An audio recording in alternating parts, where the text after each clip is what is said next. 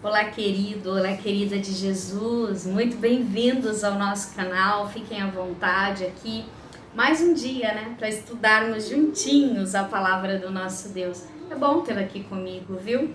Muito bem-vindos mesmo. Vamos orar para meditarmos?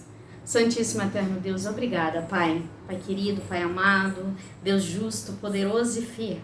Obrigado por estarmos aqui em busca, Senhor, do seu conhecimento, que é fonte de sabedoria, de graça, de poder.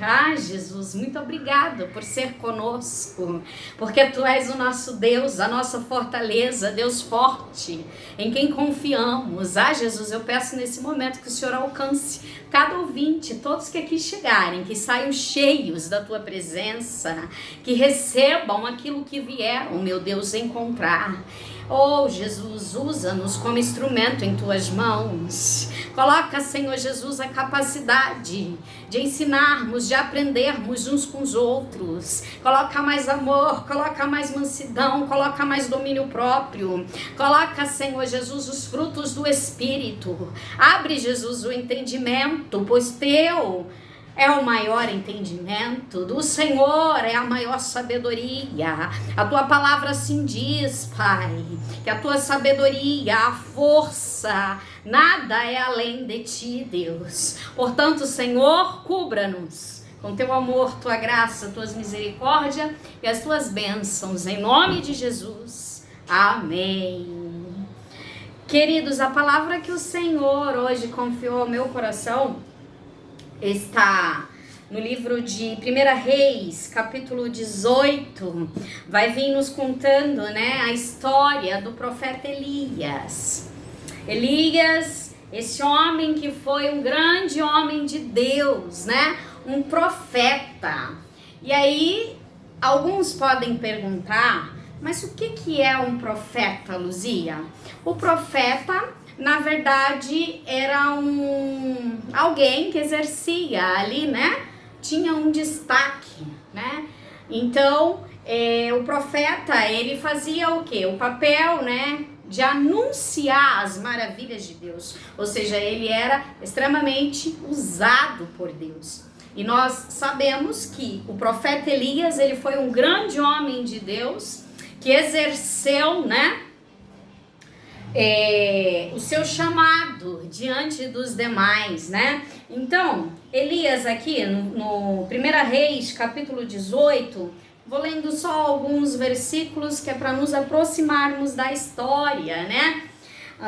Vai dizer assim, ó: e sucedeu que depois de muitos dias a palavra do Senhor veio a Elias no terceiro ano, dizendo: vai, apressa-te a Acabe, porque darei chuva sobre a terra. E foi Elias apresentar-se a Acabe. A fome era extrema em Samaria. E Acabe chamou Obadias, que era mordomo. Obadias temia muito ao Senhor. Então aqui já vem, né, entrando nesse contexto de que houve, né, em Israel, né, no povo de Israel, houve em Samaria um tempo em que houve extrema pobreza, um tempo que foi extremamente difícil e complicado para aquele povo, e que eles começaram a perseguir o profeta, né? Porque tudo acontecia conforme o que Elias falasse. Então, se Elias, ele era aquele homem cheio de autoridade e cheio da palavra do Senhor, e ele dizia: eis que te digo que não choverá sobre a terra durante 3 anos, eis que cairá fogo do céu, e assim acontecia. Então, é só uma pequena introdução daquilo que Deus quer nos falar, né? Nessa manhã de sábado. Coisa mais linda estarmos aqui reunidos para estudarmos mais sobre o amor de Deus. Elias, então, ele se apresentou ao rei Acabe, né? Dizendo, né, que haveria de chover sobre a terra, que havia chegado esse tempo, né? E ele precisava que alguém, né, no caso, agendasse, marcasse esse encontro entre ele e o rei Acabe. E a Bíblia vai nos contar que que esse homem foi nada mais, nada menos que o Obadias. Era mordomo lá do rei Acabe, né? Mas a Bíblia vai dizer que Obadias era mordomo de Acabe, vivia lá com eles, entretanto Obadias era temente ao Senhor. E Obadias, ele corria pelo que era certo. Porque aqueles que temem ao Senhor, aqueles que vivem mediante a palavra, queridos, eles podem até se envolver em meios de pessoas que não são. Mas há uma grande diferença, né? Esse Obadias aqui, ele temia o Senhor, e quando Jezabel manda, né? Ordena lá para que matem todos os profetas de Israel, todos os profetas do Senhor, né?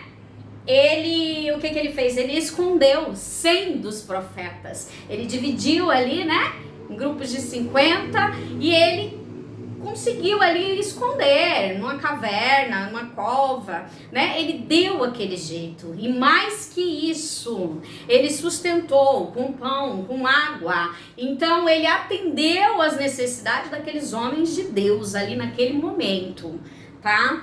E a Bíblia vai dizer que esse Obadias, então, ele se encontrou com Elias.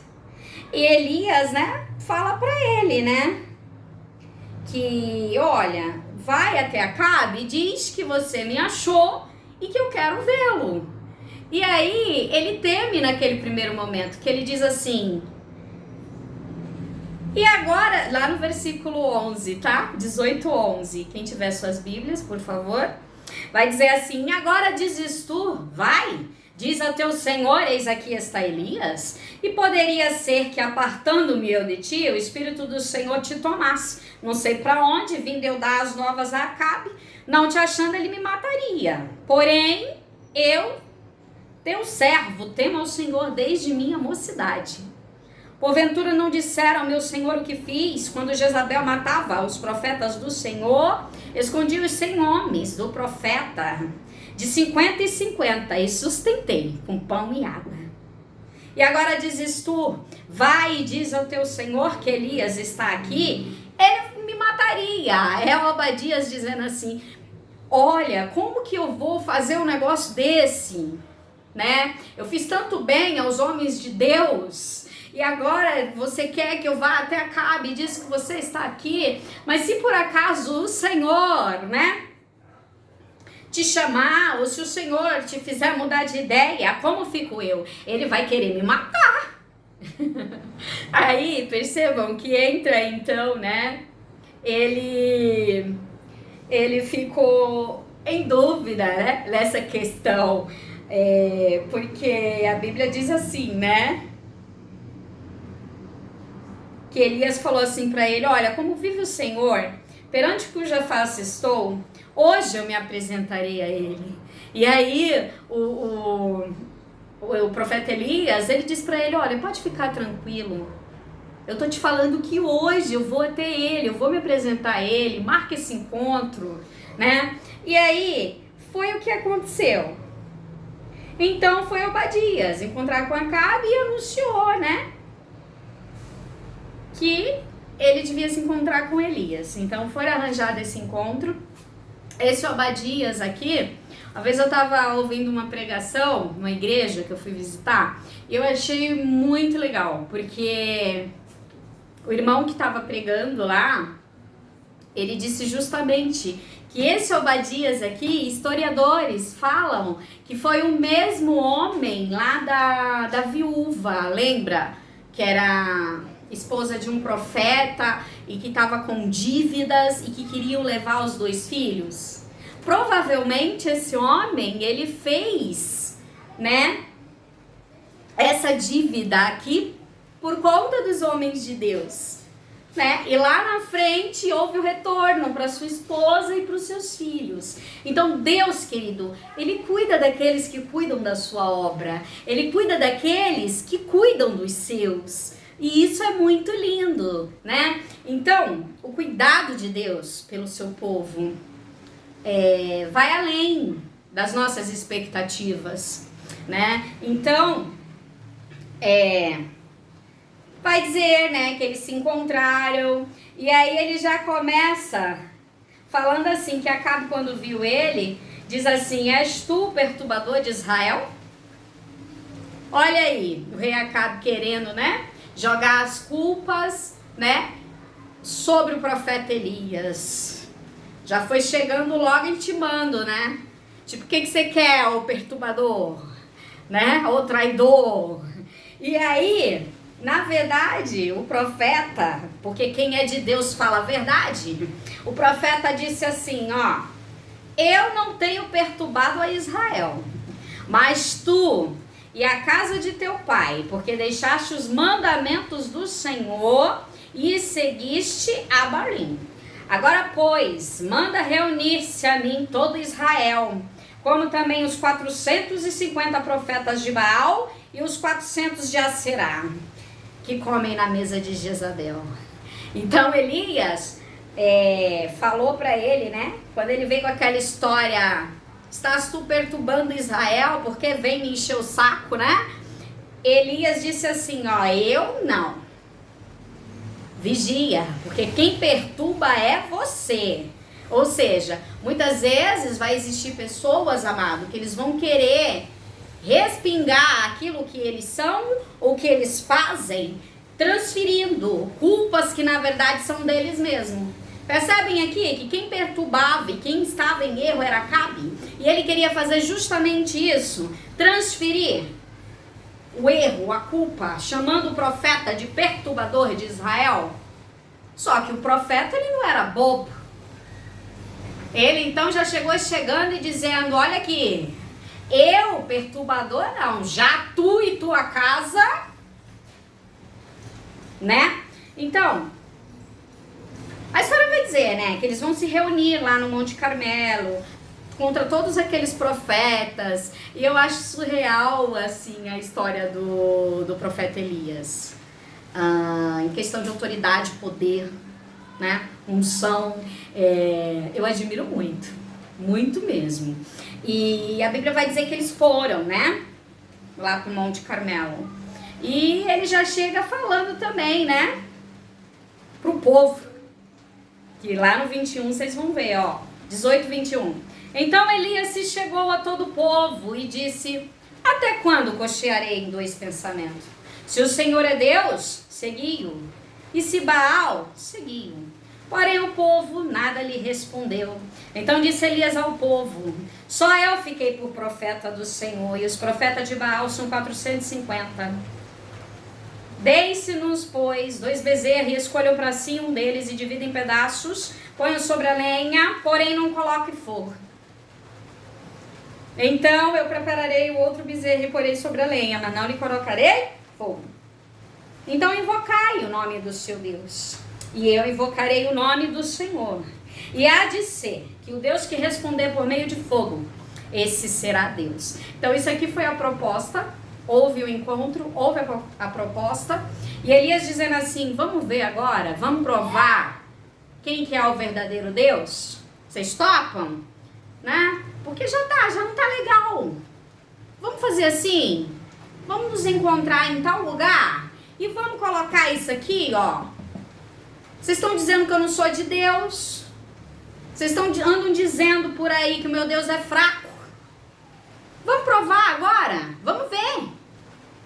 Quem é o meu Deus e quem são os seus deuses? Porque o nosso Deus é o Deus dos deuses. Olha aí, hein? Ó Jesus falando aí pro povo. Então, assim foi feito, meu irmão. E eles começaram lá, né? Se vocês forem analisar toda a história, a Bíblia vai dizer que eles começaram lá a querer chamar atenção, a gritar, a se cortar, a espernear. E aí Elias bem tranquilão. Porque tem Deus, quem tem Deus sabe que Deus vai adiante. E é Deus que justifica os seus. Então Elias, ele estava bem tranquilo. E ainda zombava deles. Dizendo, né? Grita mais um pouquinho. Talvez eles estejam aí dormindo. Né? Talvez eles foram fazer aí alguma outra coisa. Grita mais.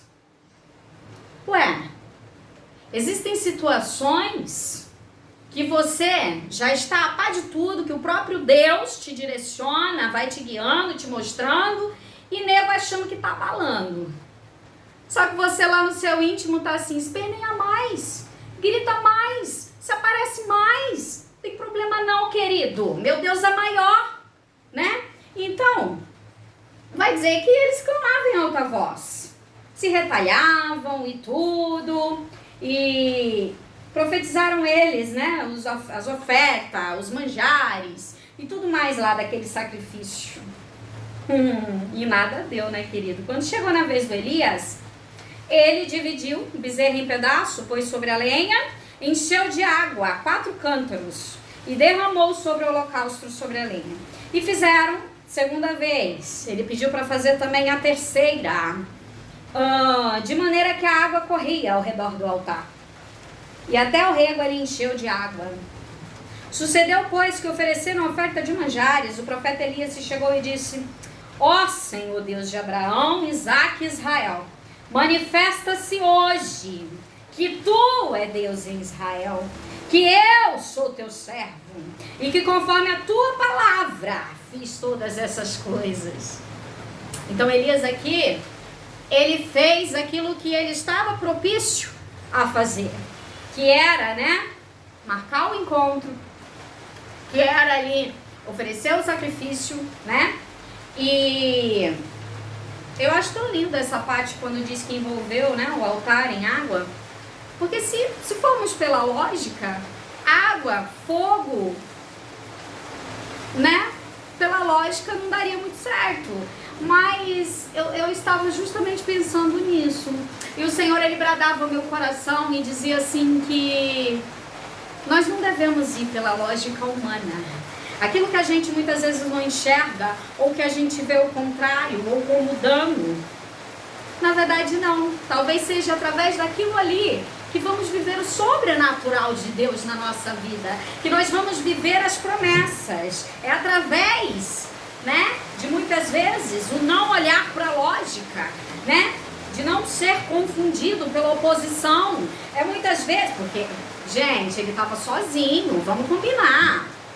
Ele estava só, né? É tanto que quando ele se escondeu lá na caverna, que ele estava praticamente lá surtado, depressão, né? Porque às vezes as pessoas olham para você e acham que por você ser de Deus, homem, mulher de Deus, você tem que ser forte o tempo todo.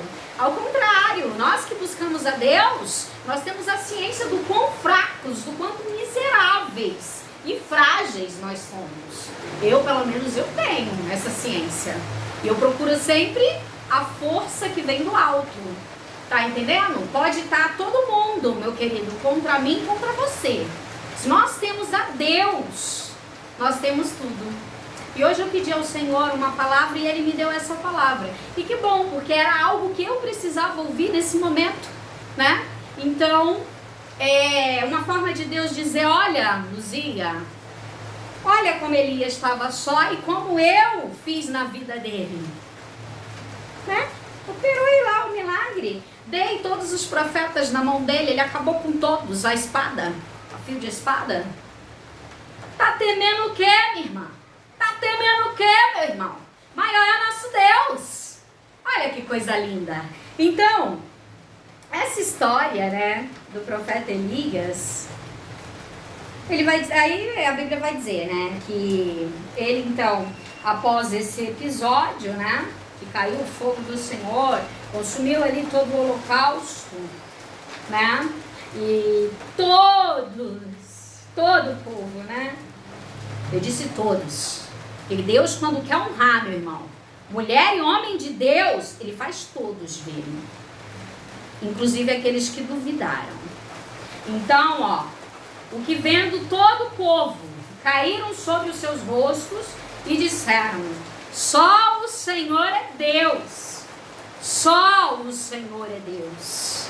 Olha o reconhecimento, além de ver, tiveram que dizer: só o Senhor é Deus, aleluia. E muitas vezes, meu querido, né, pessoas terão que reconhecer o Deus que há na minha vida e que há na tua vida. E se não for por mim ou por você, porque nós não temos mérito de nada mesmo, né? O Espírito Santo me impulsiona a dizer isso. Quem que é o homem, né? Então, diante da grandeza de Deus, nós não merecemos não é por merecimento não, é pela graça. Então, o Senhor, Ele brada ao meu coração e diz assim: filha, na tua vida, na vida dos demais, terão que reconhecer, se não por você, o que você carrega.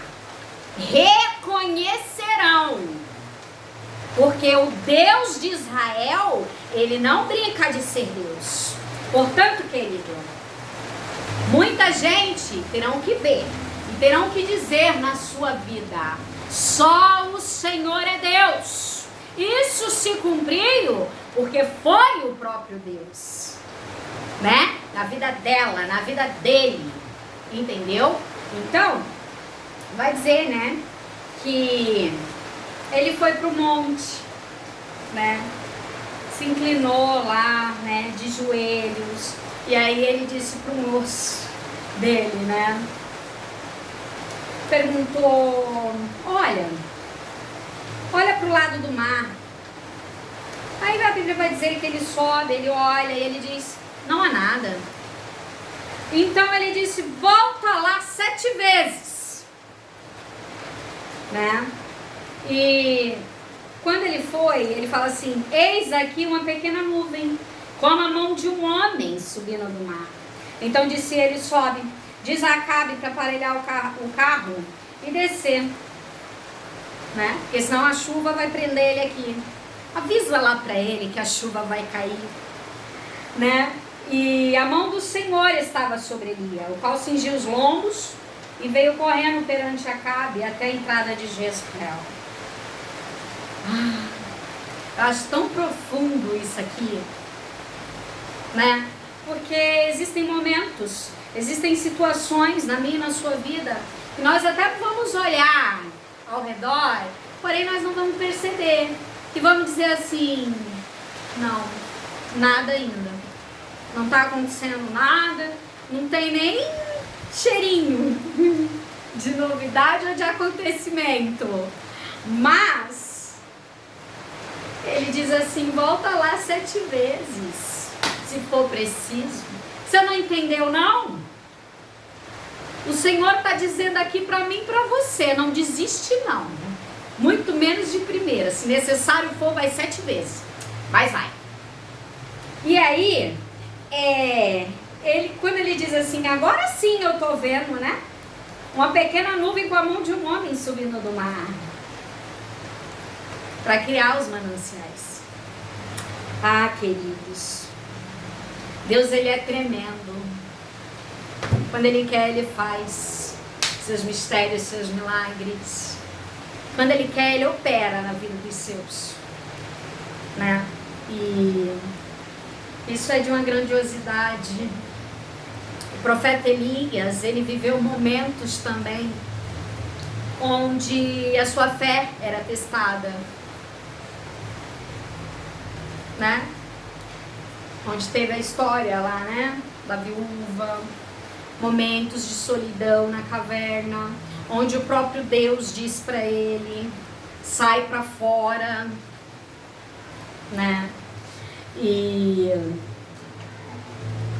nesse cenário da caverna, que foi um tempo que ele ficou um pouco recluso, um pouco, digamos assim, mais fragilizado, Deus havia mandado terremoto, Deus havia mandado fogo, Deus havia mandado vento, e a Bíblia vai dizer que Deus não estava, mas que em seguida,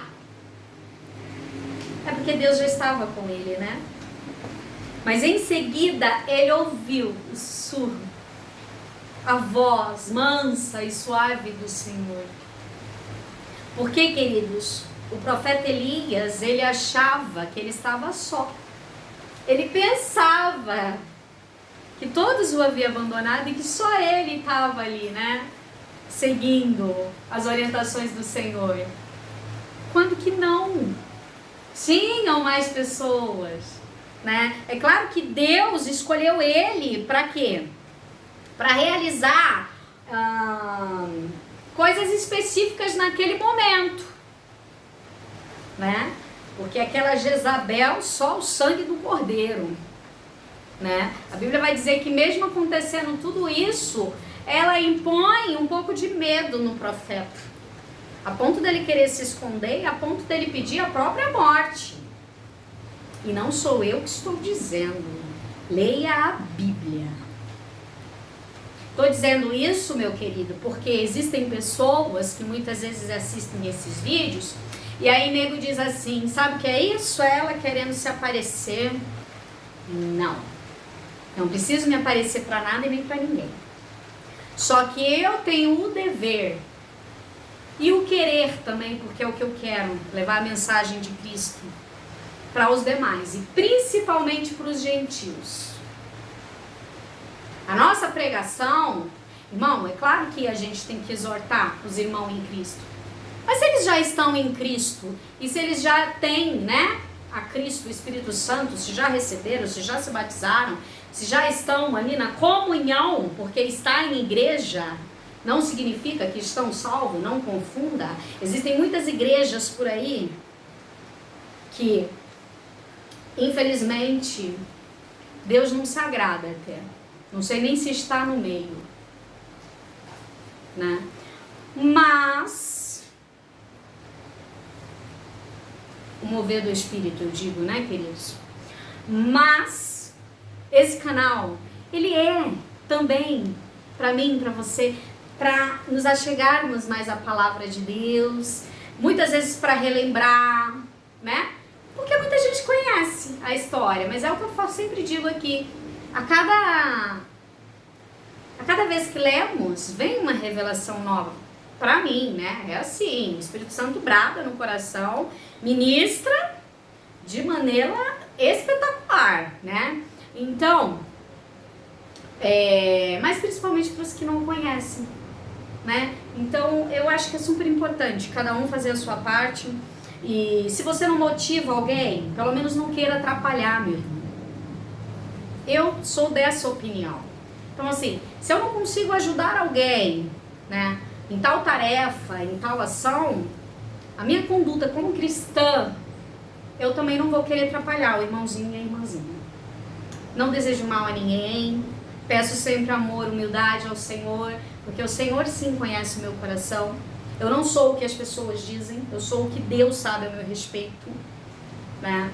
E também não me limito à visão de homem e de mulher nenhuma.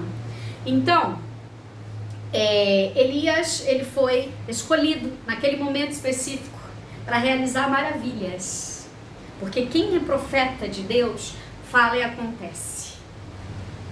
Ah, queridos, e isso é tão lindo, né? Porque Cristo, ele já se doou por mim e por você, né? E que grandeza que é, meu irmão, se ele te escolheu, né? Às vezes a gente se pergunta, mas por que eu, né? Deus, ele sabe da sua capacidade, se coloca firme na posição do Senhor, ainda que o Senhor mude direcionamentos, que na verdade por um tempo você não vai entender, mas depois você vai dar glória e aleluia, vai entender que é livramento, vai entender que é o Senhor te guiando os seus passos. Então, é isso que a gente tem que pedir, para que o Espírito Santo venha nos capacitar, nos direcionar para viver uma vida santa e de acordo com a vontade de Deus. Quando eu digo uma vida santa, as pessoas às vezes confundem. Ah, tá querendo ser muito santa, tá querendo ser muito crente. É isso, é aquilo, né? Sempre tem. Então, não é isso. Quando eu digo em direcionar a viver uma vida santa, eu tô dizendo que eu tô buscando a cada dia melhorar. E o Senhor sabe das nossas renúncias para essa melhoria, para esse direcionamento. Então, esse é um adendo muito importante, né? Que é você reconhecer o quanto que você deve melhorar, o quanto que você também deve se doar para que o Senhor atue sobre a tua vida, né? E Que prevaleça sempre a vontade do Senhor por nós, tá bom, meu irmão? O Senhor Jesus te abençoe, te guarde, te proteja, te guie, te direcione e que recaiam bênçãos sem medidas. Um ótimo fim de semana, viu, meu querido, minha querida? Saiba que aqui você sempre terá uma amiga. E a todos que precisarem também de pedidos de oração, contem comigo, tá bom? Podem me chamar. Um grande beijo, Deus abençoe. Tchau, tchau.